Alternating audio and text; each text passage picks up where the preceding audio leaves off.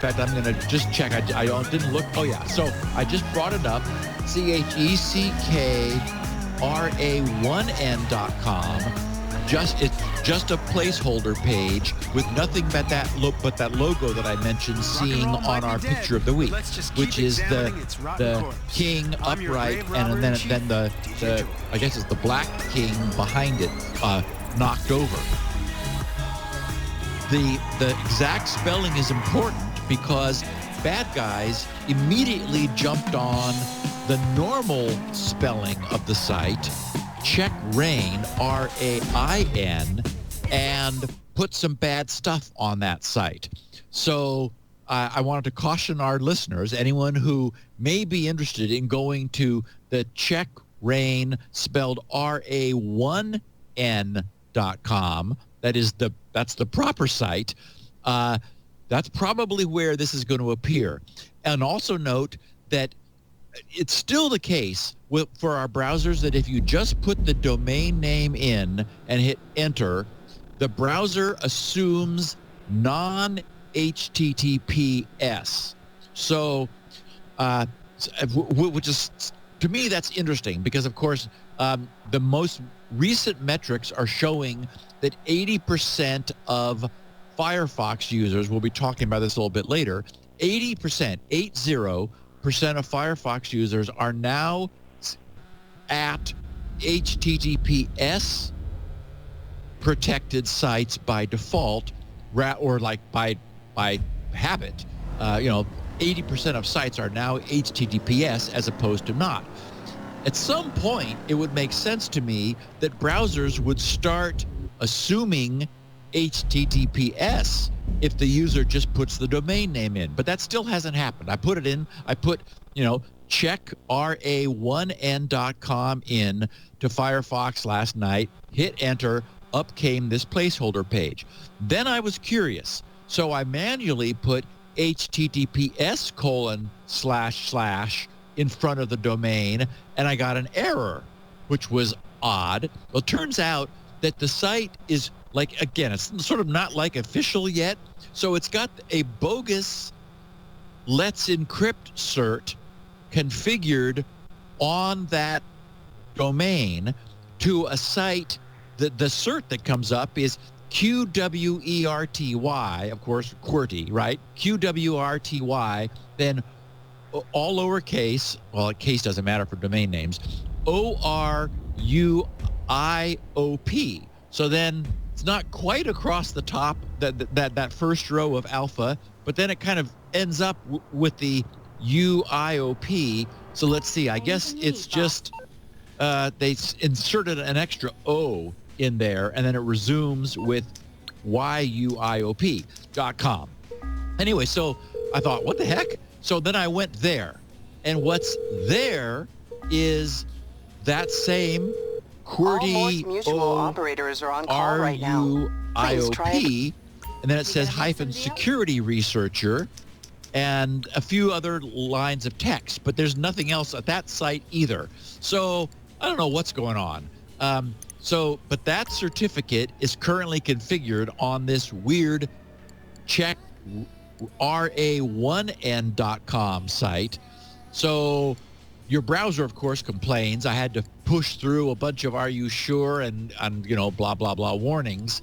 But so just put in, just go HTTP:// or don't do anything, and your browser will probably take you there. That's where it's going to appear.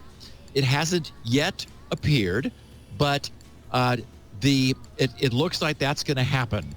There's been a lot of dialogue online. The hackers are scurrying to leverage the Checkmate vulnerability, which is still up as a sort of as a proof of concept up on GitHub.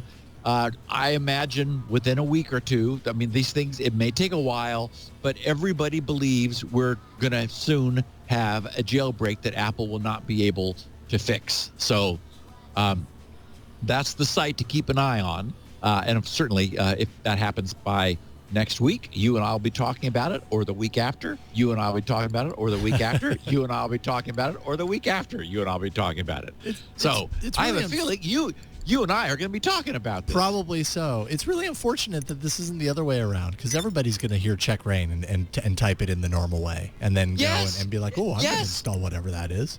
Yes. Isn't that stupid? It's really unfortunate. The dumb that the hacker did the hacker-esque, or didn't get both of them. I mean, .coms are cheap now, and so it's like, wow, that just seems like so unfortunate, because what is at CheckRain is it's not malware, but it offers some kind of semi-malicious pay to load junkware apps, which unwitting users are going to grab, thinking that it's the jailbreak, and it's not.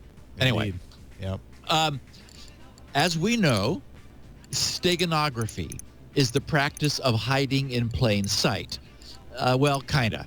A better way to put it would be adding unrelated, well, at least in the digital era, you could certainly have used steganography back in,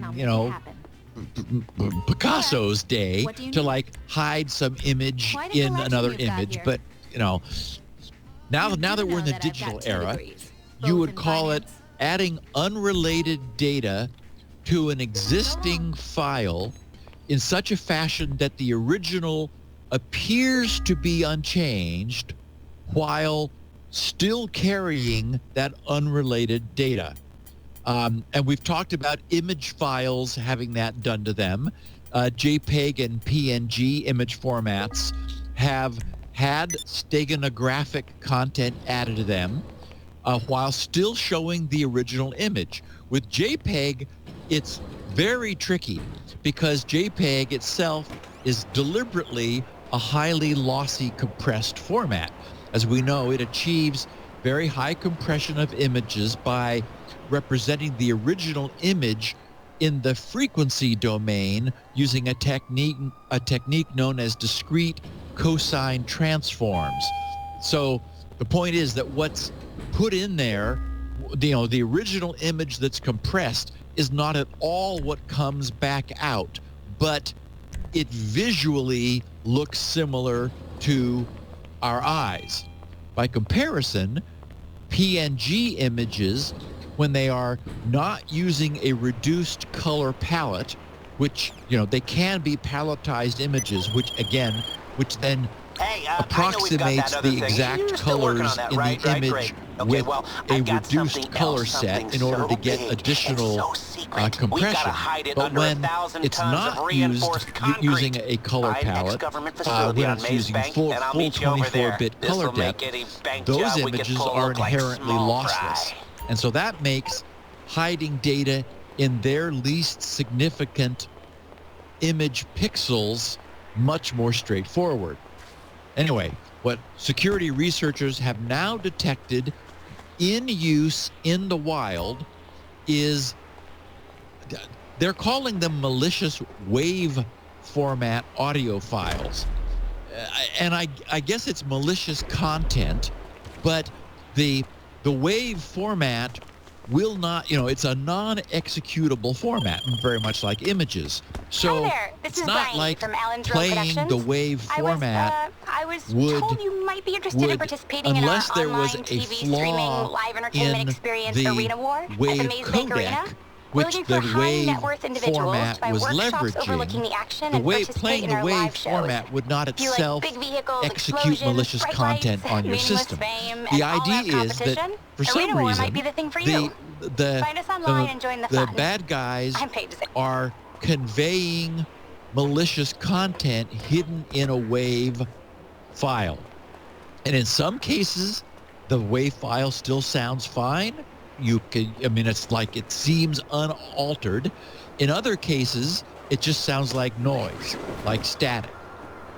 So it turns out that they've found them both being used, both using least significant bits in the audio sample, in which case our human ear would not notice a few, maybe it's even more than one. We would not hear a little bit of least significant bit noise in your typical audio playback. In other instances, they're just putting a WAV file header on the front of a traditional binary format file, and when you play that back, it just sounds like white noise. It's just nonsense.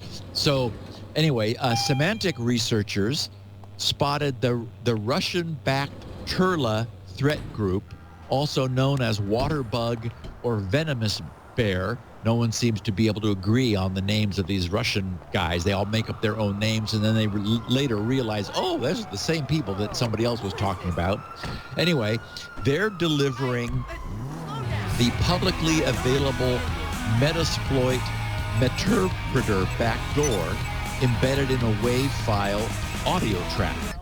And then subsequently, Cylance found that the same steganography method was employed to infect targeted devices with the XM-RIG Monero crypto miner, or Metasploit code designed to establish a reverse shell.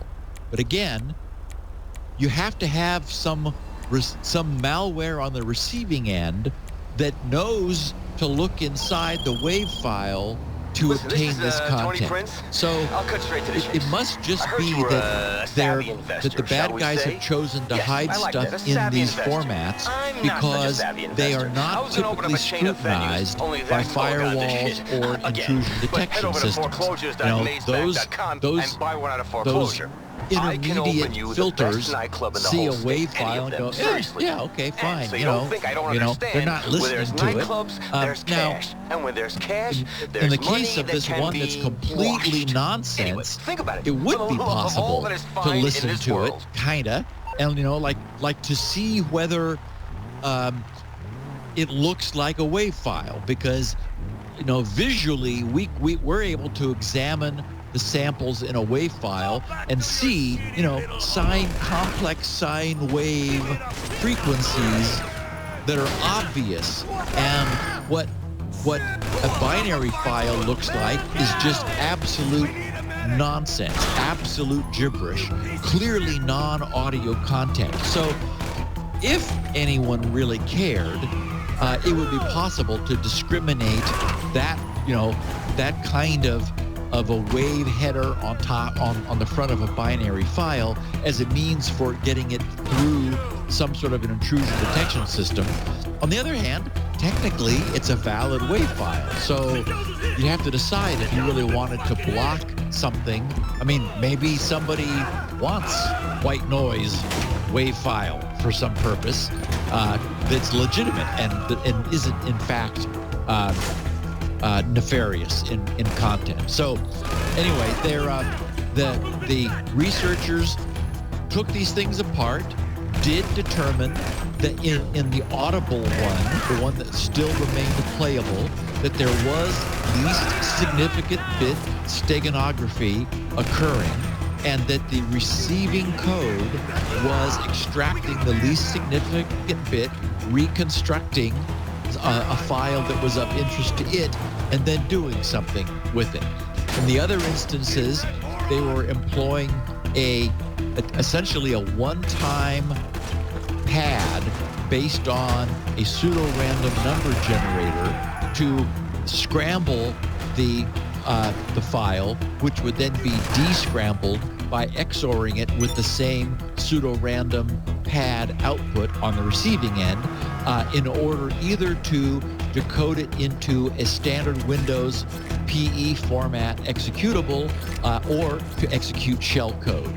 So just another interesting instance of steganography that we've not seen employed before in a WAV file. And I suppose, again, if intrusion detection systems were concerned about this, it would be unlikely that they could detect it as LSB, as least significant bits, but certainly if something doesn't in any way look like it would be audibly playable, that is, it's just binary noise, I could see that an IDS might just, decide to block it at the perimeter, because it would be a means of getting a high density executable file past perimeter firewall and safeguards. So my question on that is, what exactly is the difference between binary noise, just jumbled binary noise, and real white noise? They probably sound the same, and there are reasons to have audio files that are just white noise. Yes. So I wonder if there's any sort of difference that could be detected. So I've spent a lot of time in my life looking at binary executable code, and generally you've got, there are definite regions that are not white. You normally, one of the reasons people compress Windows PE format files is they notoriously have huge blocks of zeros. For example, data regions in executable files are initialized to 0. They're not left uninitialized. They're all set to 0.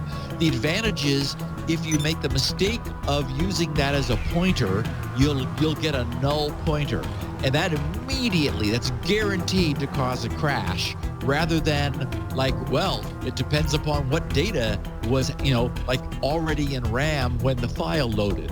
That never happens. So you definitely have blocks that are non-white, that is, they're all null. Of course, that would be silence in a WAV file, which is also, not illegal. So that could happen. So it's certainly the case that you could create a heuristic algorithm to examine a WAV file to see if it makes sense, and just to decide, this is not looking like a WAV file. This looks executable. On the other hand, we're also seeing them deliberately scrambling the binary content with a pseudo-random sequence, so that would turn it into complete white noise. By definition, the output of a random number generator is white noise. So it's absolutely uniformly distributed random samples. So if you XOR anything with that, you're going to get white noise output, which is always sort of oddly counterintuitive, but it's true. And then you re-XOR that white noise with the same pseudo-random data, and you recover your original non-random executable content, which is the way a lot of block ciphers or stream ciphers especially operate. So, interesting. Very interesting. You've got a three-fer on Firefox coming. Yeah, we do. As happened with Chrome, and actually there's a nice reason. I considered putting the third story first, just to increase the significance of the other two, because the third story is about, and we'll get to it in a second, about how the German security arm, Germany's cybersecurity. I'm at loss for words. Not foundation.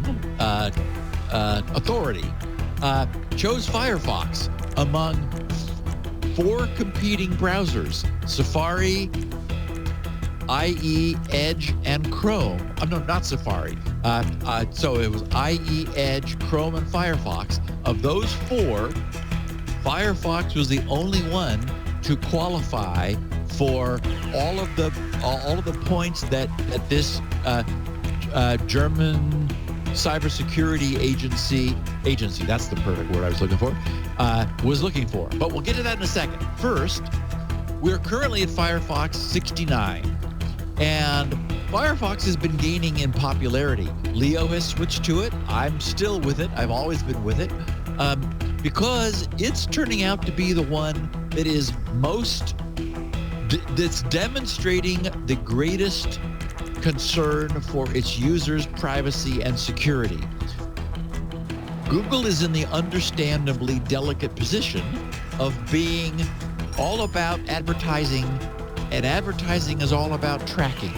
And so Chrome just, which is a Google property, is kind of stuck there in the middle.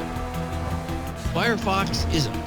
So Firefox 70, which will be released next, I think it's by the end of the year. I don't remember. I didn't have it in my notes here. But we're at 69 now. So it's the next major release of Firefox. We'll be following the industry to change the way sites appear in the URL address bar. Currently, under 69, we get a nice, friendly green padlock for HTTPS sites, and for sites that are presenting an extended validation, an EV certificate, the company's full name is shown.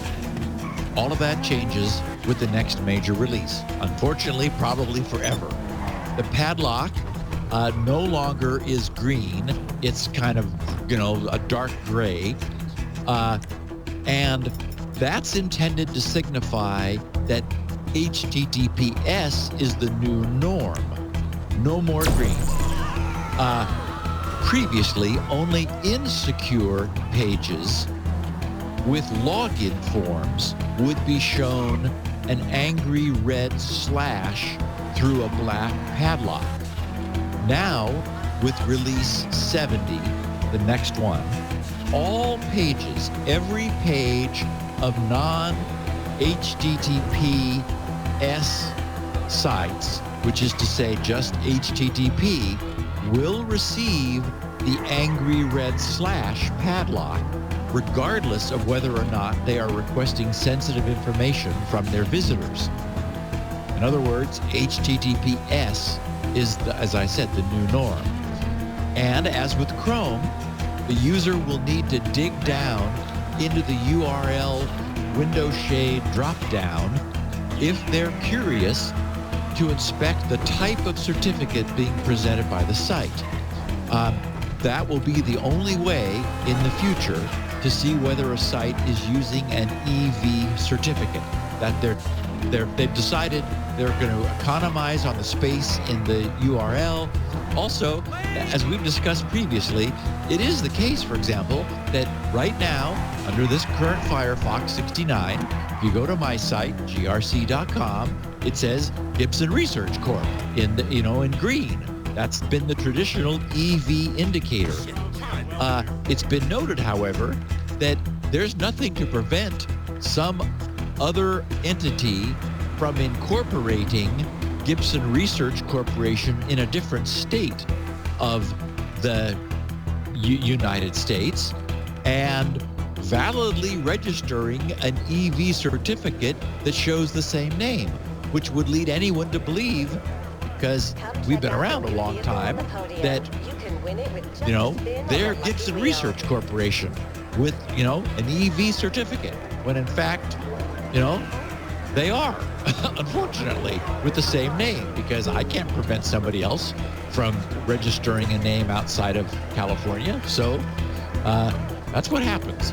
I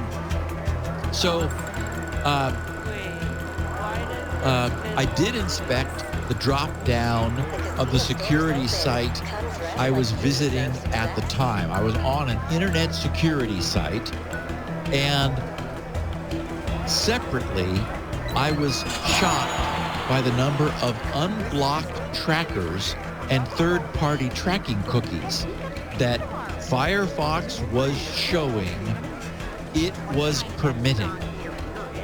So it turns out that I had not been keeping up with Firefox's changes of late. Firefox has been making some content blocking changes, strengthening many of the defaults that it uses. And in checking into what was happening, I realized that I should have been changing my settings along the way. Since I imagine that others listening to this podcast may be in the same situation, I wanted to give everyone a heads up. Previously, to get the strongest security settings, it was necessary to use Firefox's custom tracking blocking options. That's changed. Under Firefox's main menu, it's like, the little 3 bars in the upper right-hand corner of the browser Chrome. Under the second line item is content blocking.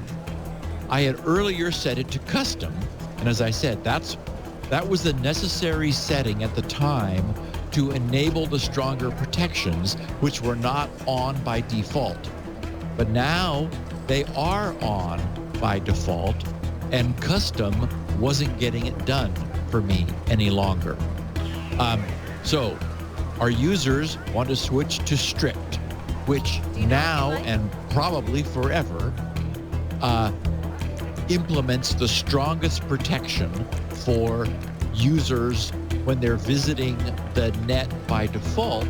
And because it can, and Firefox warns of this, it can cause some sites to have a problem and to break, then you can reduce your security and privacy selectively by site if you choose.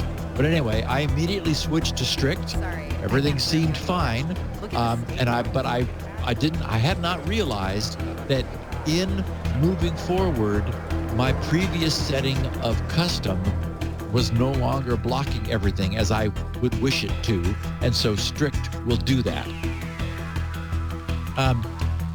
And as you said, Jason, we've got 3 things. The second is, I'm 100% sure that those who have been pushing Firefox in the direction of increased security and privacy felt rewarded by the news that Germany's cybersecurity agency is now recommending Firefox as the most secure browser. That recommendation is within Germany for all of the corporate entities and other German agencies that are following this advice. I cannot pronounce the name of this German Federal Office for Information Security. It goes by the initials BSI, which stands for Bundesamt für Sicherheit in der Informationstechnik. I apologize to that was pretty good. German. I apologize to the German speakers among us. From no authority whatsoever, I think you did a great job. We will refer to them henceforth as BSI, which is anyway, yes. They tested Firefox, Chrome, IE, and Edge. Of those 4, Firefox was the only browser to pass all of the minimum requirements for mandatory security features. Thus, Firefox received their top marks during a recent audit, which was performed by them. So this BSI tested Firefox 68. That's the previous edition. We're on 69 now, as I mentioned. They tested Google's Chrome 76, IE 11, which is also the current one, the current IE from Microsoft, and Edge 44. Importantly, the tests did not include other browsers, namely Safari, Brave, Opera, or Vivaldi, which I do think is unfortunate since several of them are even more security and privacy-centric than Firefox. But I have a sense, and our listeners will, after we look at what this BSI organization felt was important, that those browsers probably would have not made the grade either. So the audit was carried out using rules detailed in a guide for modern secure browsers that the BSI updated last month in September of 2019. The BSI uses this guide to advise government agencies and companies from the private sector which browsers are safe to use. The first edition was published 2 years ago in 2017. Then it was reviewed and updated most recently this summer. As a consequence, the BSI updated its guide to incorporate an awareness of the improved security measures over the last 2 years, which have recently been added to our modern browsers. So that includes things like, well, in fact, HSTS is older than that. It's been around for quite a while. That's, of course, HTTP Strict Transport Security. Also, SRI, Sub-Resource Integrity. That's the provision for verifying that something you are requesting from a remote server has not been changed. CSP, Content Security Policy, that we've talked about extensively, which allows the web server to publish its policy for which it wants the browser to enforce for the things that it subsequently requests. Also, telemetry handling and improved security, improved certificate handling mechanisms. So, according to the BSI's new guide, to be considered secure, a modern browser must satisfy a set of minimum requirements. And I'm going to tick off a 21-point list. But I think it's important and interesting to look at what this is. A lot of these things won't matter to end users. They sort of have an enterprise spin to them, which is, again, why I sort of wish that we had the other non-tested browsers placed into the same context. But so here are the 21 things that the BSI felt was important. Must support TLS. Yeah, no kidding. I don't think there's a browser that doesn't. Must have a list of trusted certificates. Must support extended validation, EV certificates.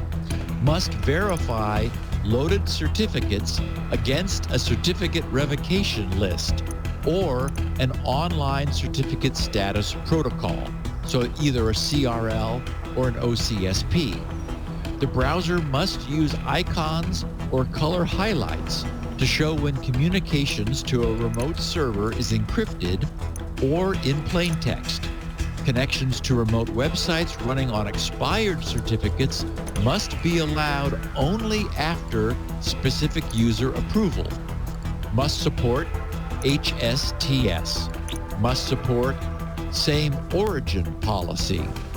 And must support content security policy. Must support sub-resource integrity. Must support automatic updates, which is to say must support a separate update mechanism for crucial browser components and extensions. Browser updates must be signed and verifiable. Browser's password manager must store passwords in an encrypted form. Access to the browser's built-in password vault must be allowed only after the user has entered a master password. The user must be able to delete passwords from the browser's password manager. Users must be able to block or delete cookie files. Users must be able to block or delete autocomplete histories. Users must be able to block or delete the browsing history. Organization admins must be able to configure or block browsers from sending telemetry and usage data. Browsers must support a mechanism to check for harmful content and URLs. Woohoo! Browsers should let organizations run locally stored URL blacklists. Someone's here.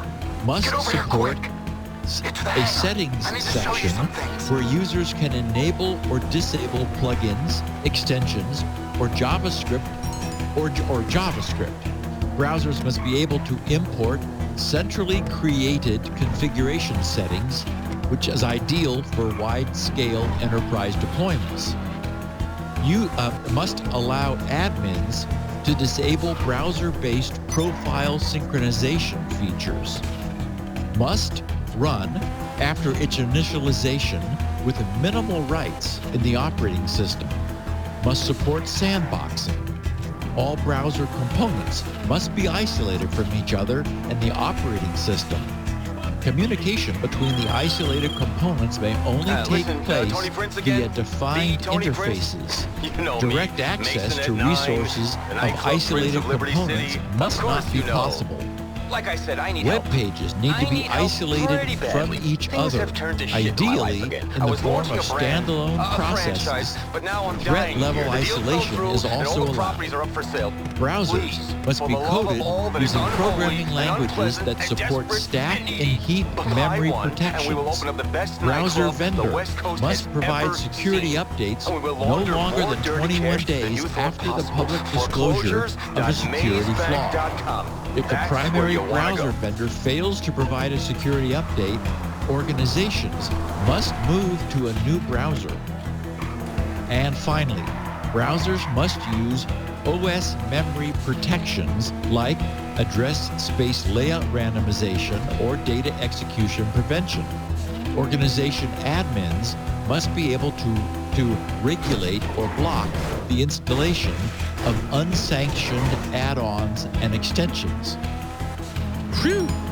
So, frankly, I'm kind of surprised that any browser was able to qualify against all of those, and I'm proud and impressed that the browser I've chosen and am using was the one that did.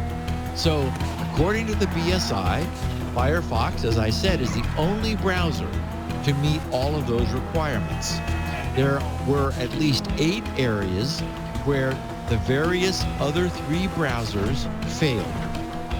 So to simplify things a little bit, I'll first note that IE failed all of these 8 requirements. And I don't know if that's that important.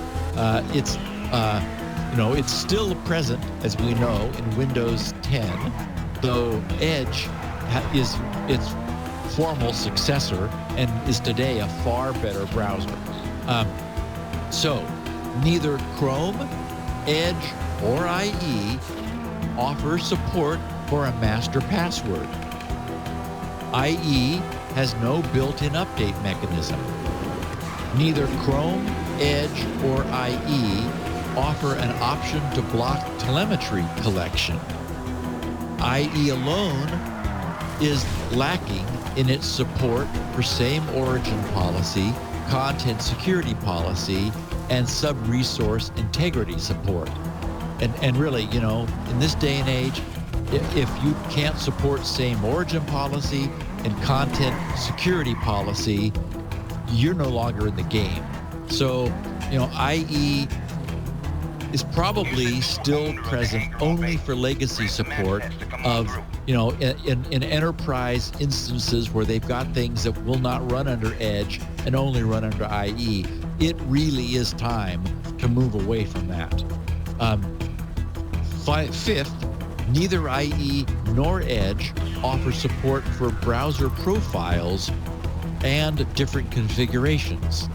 And lastly, Chrome, Edge, and IE all lack a provision for what was called organizational transparency. Whatever that is, Firefox has it. So it was the one that Germany chose. It's the only one they're now recommending going forward. And again, since this is not a comprehensive list of all available browsers, I recognize that it's a bit skewed. But on the other hand, reading through that list, I would be surprised if any of the other ones were also able to qualify. It's sort of amazing that Firefox could, because, wow, they really did set a pretty high bar. Whew. Very nice. And we got one last little bit here. We do. You refer to it as housekeeping. Should we take a break before we get to that, though? Let's take a break, and then we will do our third of the 3. Fantastic. Chapter 3 of Firefox coming up next. This episode of Security Now is brought to you by ExpressVPN. Now, I know personally for me, I'm a big fan of ExpressVPN. I've used a lot of VPN over the years. Some much more difficult to use than others. ExpressVPN is downright simple. The make it easy. And when you're talking about VPN, when you're talking about protecting your data, and protecting your privacy, like, you want easy. Easy means that you use it more, and thankfully that's what ExpressVPN is all about. It's super reliable. It's a way to make sure that your network data is secure without slowing your internet speed. That's another big hiccup that happens with VPN, is things slow down a bunch, but I don't notice that with ExpressVPN. So why should you care about encrypting your data? Well, I mean, you listen to Steve each and every week. You probably already know this, but for anyone who's been hiding under a rock, that makes it easy for hackers to bypass Wi-Fi security and steal your information by exploiting flaws such as crack, that's key reinstallation attack. This is one example. If you ever use Wi-Fi at a hotel or a shopping mall, basically what you're doing there, you're sending data over an open network, and that means that you're not using any encryption at all, and so that data is exposed. It's out there. Someone knows how to grab that data out of the thin air. They can do it easily because it's unencrypted. So the best way to ensure that all of your data is encrypted and can't be read by those hackers is by using ExpressVPN. You just download the app. You can download the app on your computer or your smartphone. Then you use the internet as you normally would. You just click the one button in the app, and then boom, you're secured. 100% of your network data is protected. ExpressVPN is fast. It's also reliable. It's recommended.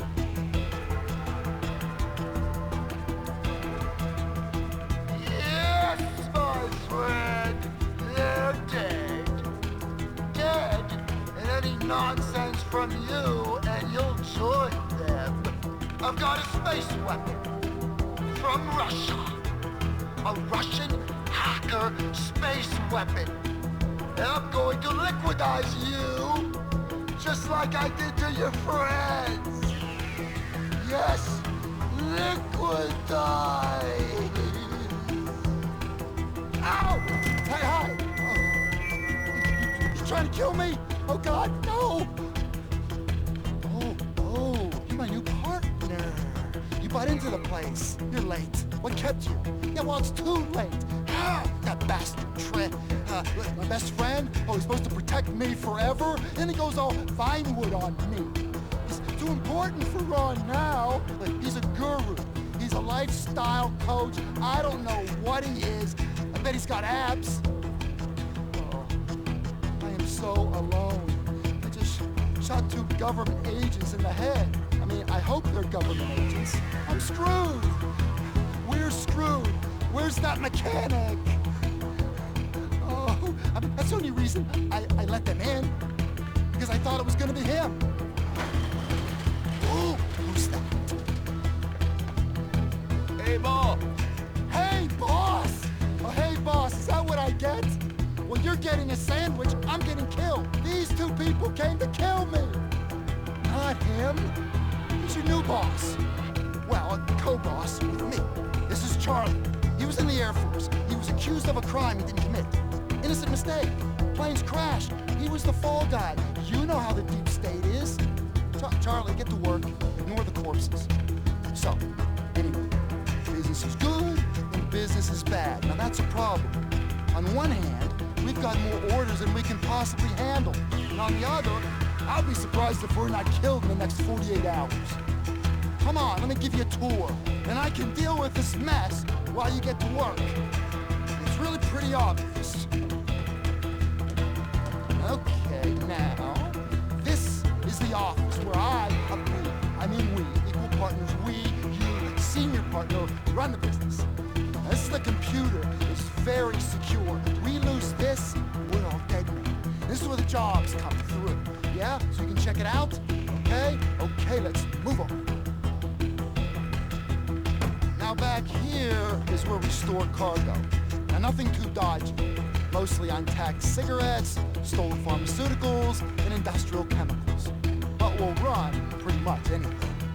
Now back there is where you can store any aircraft that you haven't left out here on the main floor. Got plenty of room. I think we can probably take all the planes we need. But then, I've never had more than one. Now over there is where we can put an aircraft workshop if we want. I mean, it's your call, of course. And Charlie obviously would be grateful for the work. Right, Charlie? Ah! No, hey, he's a brilliant just strangely underemployed. Get along great. Give me a hand with these bodies. Oh, I better dump these at sea. Then I got a little radio thing, but I'll be in touch. I am so glad you're here. You're the best friend I've had, and I mean that. Don't let me down!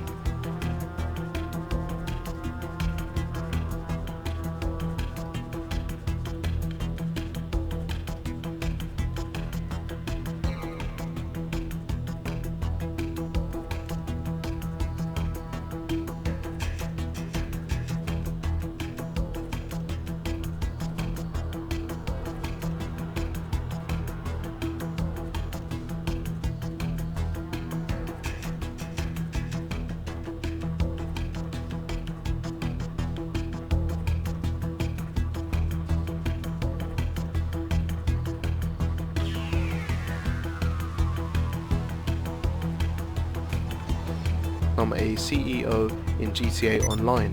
Now you're probably thinking, Fizz mate, you're pretty slow. Well, GTA, click enter site, Arcadia's Business Center, which looks pretty cool, and then the big bad boy, Maze Bank Tower.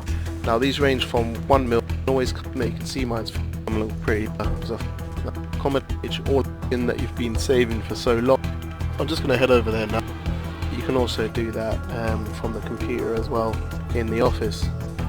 So waypoint set, I'm now a CEO of Physical Inc. You cry a little bit, get rid of that 1 million that you've been saving for so long, and then just set a waypoint and go and check it out. So there's the option there to buy the garage, so if you want to do that, just click on there. But you can also do that from the computer as well in the office. So waypoint set, I'm now a CEO of Physical Inc. Yeah! So I'm just going to head over there now, check out the office and show you what that's all about.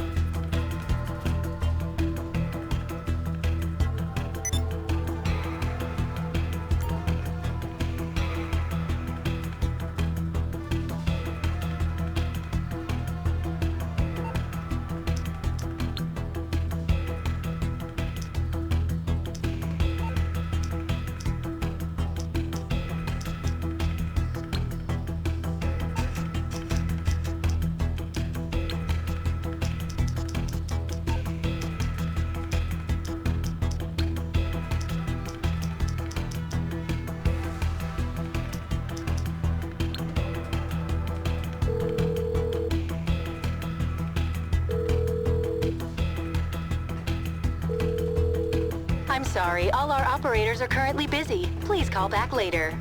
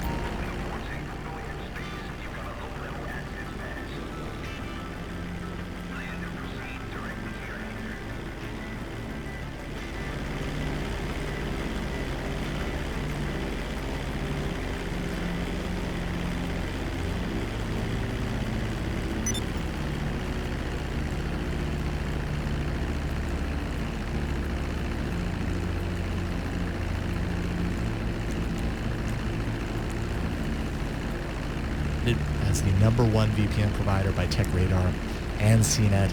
ExpressVPN takes privacy and security to the next level. They invented a technology called Trusted Server to ensure that VPN servers run from RAM.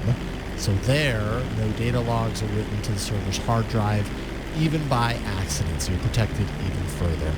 I just love ExpressVPN. It's super simple, very effective, and keeps things fast. So you should check it out for yourself. If you want the best in online security and privacy protection, head over to expressvpn.com/security now. You'll get 3 extra months free with a 1-year package when you do that. Protect your internet today with the VPN that I trust, that we trust here at Twit to keep our data safe. Go to expressvpn.com/security now to get started. And we thank them for their support of Security Now. All right, so great. We're gushing about Firefox. What else is awesome about it? Yes. Meanwhile, I'm over here like I'm a Chrome user. I'm like, okay, well, maybe I should switch over to Firefox. Yeah. Well, Chrome is the majority browser. It is. More people are Chrome users than anything else. And maybe Google will look at the things where it fell a little bit short and decide whether or not they care. Let's see. Master password. I don't know why it doesn't have that. Block telemetry collection. That would seem like a good thing to, offer it as a switch. Leave it, leave it off by default, but give it to the user if they want to. And then organizational transparency, whatever the heck that is. So, provide some, and then Google could be recommended in Germany. Right. So, Mozilla has wisely recognized that its own internal HTML JavaScript-based browser pages could be subject to exploitation. We're often talking about config, which is just this unbelievable list of line items of tweakable things that is inside of Firefox. And in fact, it's so big that you have to use the search bar in order to whittle it down to something manageable. So anyway, we're always talking about that. Mozilla's taken the wise precaution of preemptively blocking both inline and eval JavaScript on those pages to prevent any possibility of successful script injection attacks. They recognize that, mistakes can happen, and they had to go through some hoops to rewrite those pages to be safe after, to still be functional after this block was put in place. It turns out, and I wasn't aware there were this many of them, they have 45 internal, locally hosted pages. Config is the one we're always talking about. There's downloads, memory, which shows Firefox's memory usage. New tab is the default page that you get with a new tab. Plugins. I'm not listing all 45. I'm just the top few. Plugins is a list of all your plugins as well as other useful information. Private browsing opens a new private window. That's a handy shortcut. And networking displays various networking information. And there's another 36 on top of that. So since all of those pages are written in HTML and JavaScript and render within the essentially unlimited security context of the browser itself, they are prone to code injection attacks that, in the case of a vulnerability, could allow remote attackers to inject and execute arbitrary code on behalf of the user, i.e. in things like cross-site scripting attacks. So to add a robust first line of defense against code injection attacks, even when there is a vulnerability, even in the face of a vulnerability, Mozilla took the preemptive act of blocking the execution of all inline scripts, which would then foreclose any injected scripts as part of that. They implemented a strict content security policy to ensure that JavaScript code only executes when loaded from a packaged resource using the internal protocol.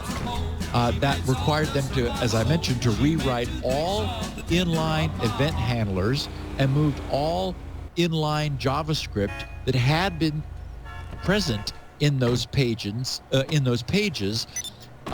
out of line into separate packaged files for all 45 of those about : pages.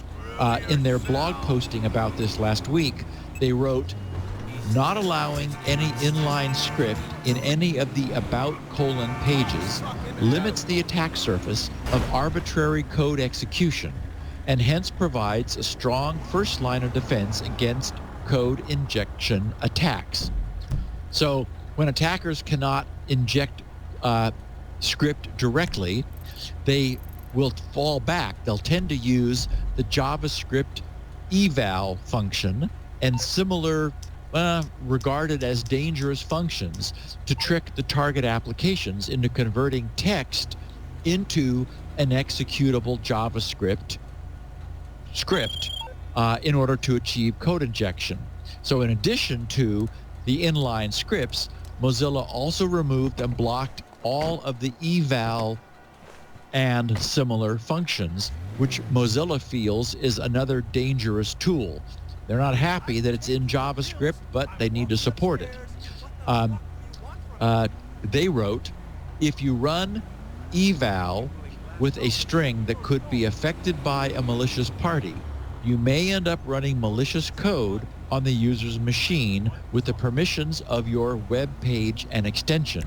So, and even Google feels that strongly about this. Google said eval is a dangerous function inside an extension because the code it executes has access to everything in the extension's high permission environment. So Mozilla rewrote all use of eval-like functions from system privileged contexts. They removed them all, and from the parent process in its code base in Firefox. On top of this, Mozilla also added eval assertions that will disallow the use of eval functions and any of its relatives in system privileged script contexts, and will inform the Mozilla security team of any unknown instances which the browser may encounter. So what all of this means is that for we Firefox users, Mozilla is being very proactive about the security for, on behalf of their users. And of course, in this day and age, as we know, it is very important for them to